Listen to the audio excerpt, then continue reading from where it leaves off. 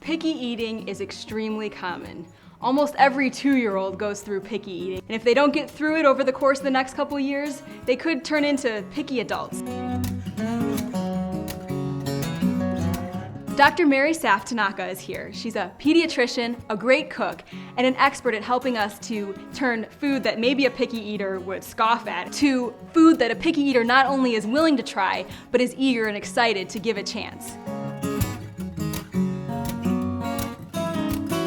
Today we're going to hopefully show some ways that you can kind of make an entire meal to include the picky eater, but not to make a separate meal for that picky eater. So the first thing that we're going to actually do today is one of my favorite recipes because it's simple, it incorporates vegetables, and it cooks in 10 minutes.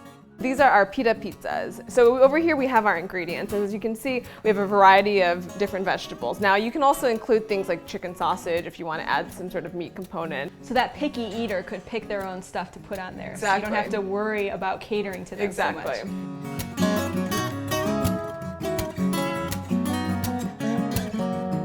Once the cheese is melted and the pita crisps up, it's done.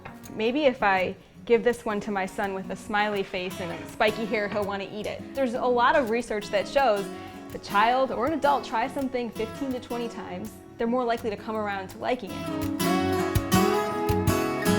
What are some other strategies that we can employ in the kitchen to help our picky eaters be a little more adventurous? So one important tip is what we call food bridging, is actually taking something that someone likes and trying to spin it so that they can try something else that might be very similar. So for example, if your picky eater likes sweet potatoes, make them a sweet potato mash, but then also try to do something like pureed carrots. It has very similar taste, and maybe that'll open up their eyes to something else that they would not have necessarily liked before. That's great. So a similar texture, similar color, so they kind of think it's the same. Tastes similar, but not exactly the same. Then if they like those mashed carrots, maybe you can give them some of the raw carrots and they'll come around. And so what we have here again is these are chicken fingers. These chicken fingers actually had the same crispness as you would get with a deep fried chicken finger. However, they're baked in the oven. And the crispiness is actually from a brown rice crispy cereal. How about this one? What do we have here? This is my take on hamburgers and french fries. So a typical hamburger patty is just, usually ground beef or ground turkey. I've spinned this a little bit to incorporate even more vegetables into a regular recipe. So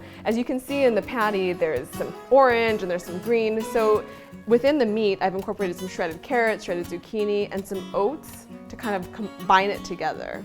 That's really great, and I'm looking at both of these meals that you put together, and it seems like a picky eater would really go for this. And it's interesting because you can kind of see that there's vegetables in there, but it still looks like a hamburger. These are all just really fantastic ideas that hopefully will help people be a little bit more adventurous in trying to get their picky eaters to be a little more willing to think outside the box and try new foods without the mealtime battles and forcing them to do so. Picky eaters can wreak havoc on a family plan to eat healthy together and eat a wide variety of foods and eat according to the recommendations of getting in lots of fruits and vegetables, whole grains, lean proteins.